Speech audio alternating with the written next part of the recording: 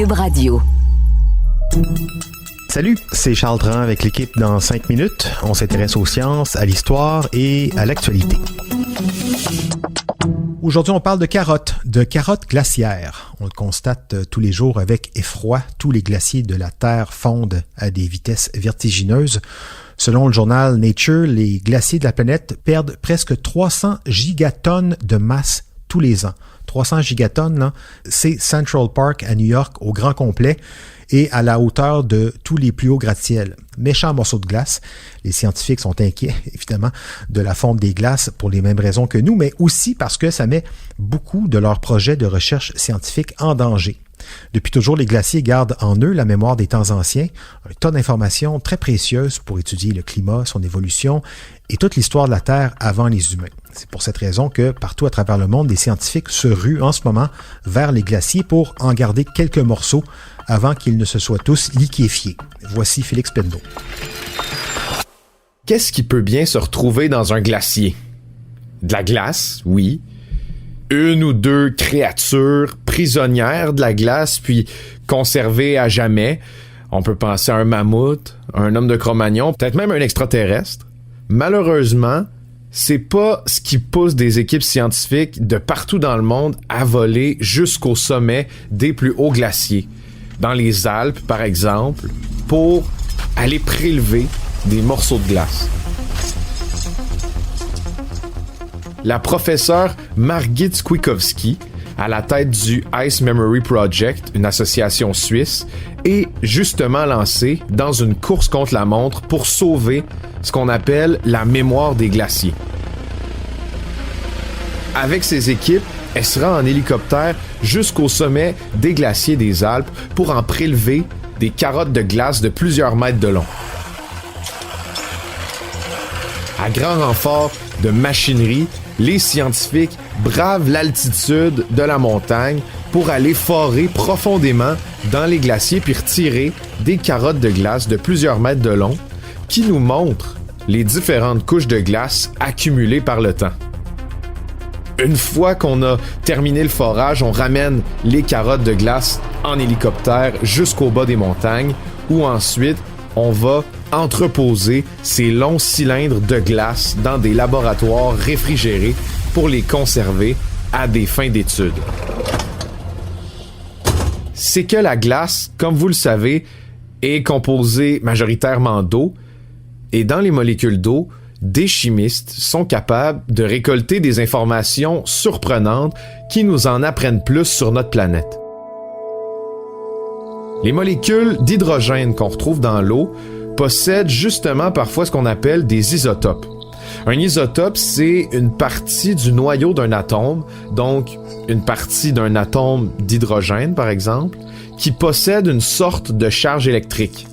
Les chimistes, eux, en étudiant les isotopes, peuvent déduire, en fonction du nombre d'isotopes présents dans les noyaux d'une molécule d'eau, comment le climat a évolué à travers l'histoire d'une couche de glace à une autre.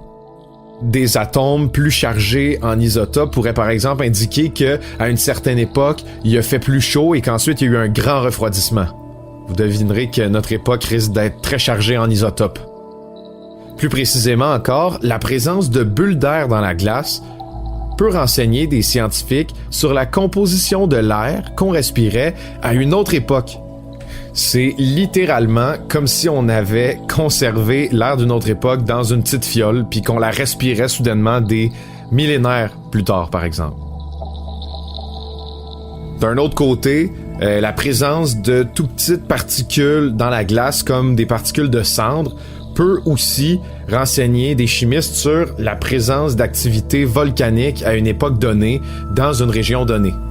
C'est de l'information qui est cruciale pour comprendre l'évolution du climat sur la Terre, surtout, justement, à une époque où le climat, il est en train de se dérégler.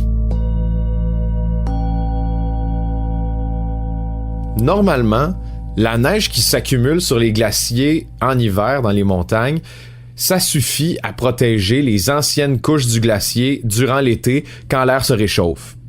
Même qu'une partie de la neige reste en surface après l'été et se fait donc taper par les chutes de neige de l'hiver suivant et a fini par se fusionner au glacier. C'est comme ça que se forme un glacier en fait, de chute de neige en chute de neige.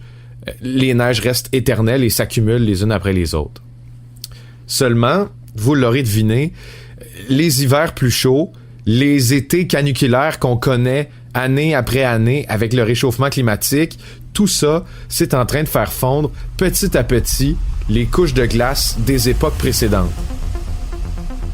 Il arrive même, surtout dans des régions comme les Alpes ou le Groenland, que la fonte est tellement rapide ou s'accélère tellement d'année en année que des poches de glace à l'intérieur des glaciers se mettent à fondre, à se liquéfier sans même se retrouver à la surface.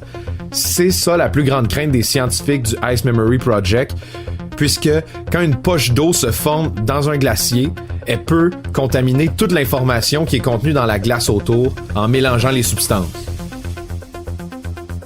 On peut trouver dans des glaciers des informations sur la Terre qui sont vieilles de 300 000 ans, mais plus pour longtemps.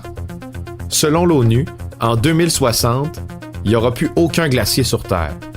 Dans 40 ans, il restera plus rien du passé climatique de notre monde, autrement que quelques échantillons congelés qu'on va tenter tant bien que mal de conserver. C'est pour ça qu'en ce moment, les scientifiques sont dans une course folle pour conserver l'histoire de nos glaciers, l'histoire de la Terre.